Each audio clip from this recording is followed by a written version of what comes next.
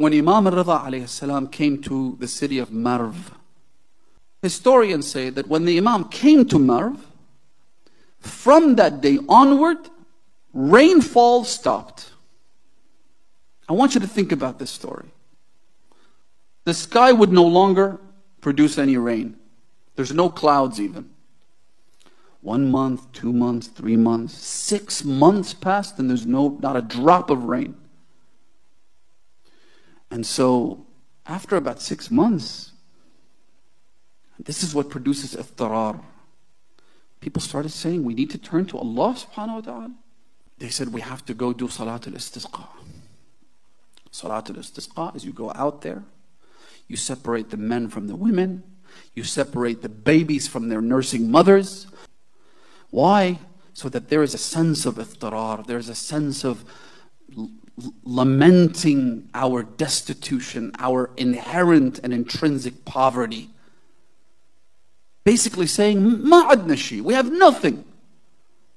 Our survival rests in the hands of Allah subhanahu wa ta'ala. So they came to Imam Redha. Ya ibn Rasulullah. The people in Marv weren't Shia. They were just people who looked at Imam Redha as one of the descendants of Rasulullah. A great scholar, someone to be respected, but not an Imam, not a Hujjah of Allah. So they came to him, Ya ibn Rasulullah, maybe you could come and do dua. Maybe Allah will accept your dua. The Imam said, Wednesday, we're going to go out into the desert and it will rain. He didn't say we're going to go out and pray so that it may rain. He said, we're going out. By the way, Fridays is when they go out and do Salat al-Istisqa, customarily and traditionally. The Imam deliberately chose another day. Let's go out. So they all gathered around, they went outside. Imam Redha alayhi salam stood to pray Salat al-Istisqa. Salat al-Istisqa is a normal prayer, and then after that you do all the du'as that you can. People thought to themselves, the Imam is going to go do the salah and then he's going to have to recite dua al-Jawshan al-Kabir, for example, or some lengthy dua, pleading and begging and praying so that we get rain. Imam Redha alayhi salam finished his prayer. He got up. He said, Allahumma بالحق الذي جعلته لنا على الخلق. Oh Allah, I ask you in the right that you have given us over everyone else. In other words, the Imam is saying, in the name of the authority that you bestowed upon me and made me a vicegerent of yours and a representative of the divine, I ask you to bring rain.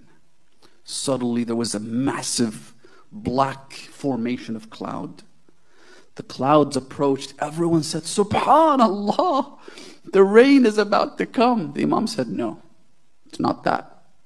This cloud is destined for this city somewhere else. It's not for you. The cloud came and it simply passed through, to everyone's shock and surprise, and it didn't drop a single drop of rain. Then another cloud formation came. Again, this is after 6 months of not a single patch of cloud. Another one came. The Imam said, nope, it's not this one. This one's also destined for such and such location, and it's going to go there. And the outpour of rain is going to happen over there. The third one came. The fourth one, I don't know how many clouds, cloud formations came along before eventually the Imam said, this is the one.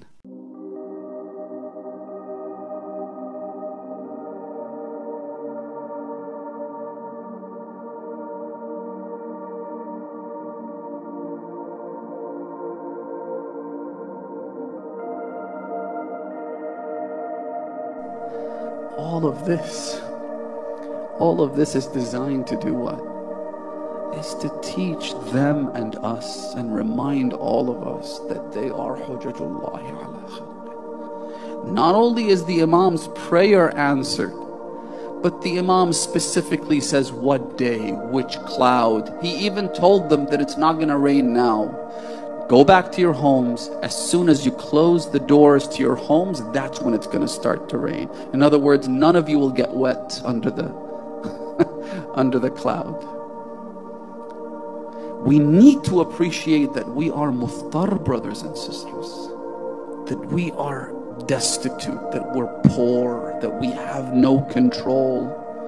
The same kind of poverty, the same kind of destitution, the same kind of desperation that will hopefully bring about the Imam of our time. We need to recognize that sure, we need to try, sure, we need to try and fix things, sure, we have to do our best, but ultimately it's not in our hands.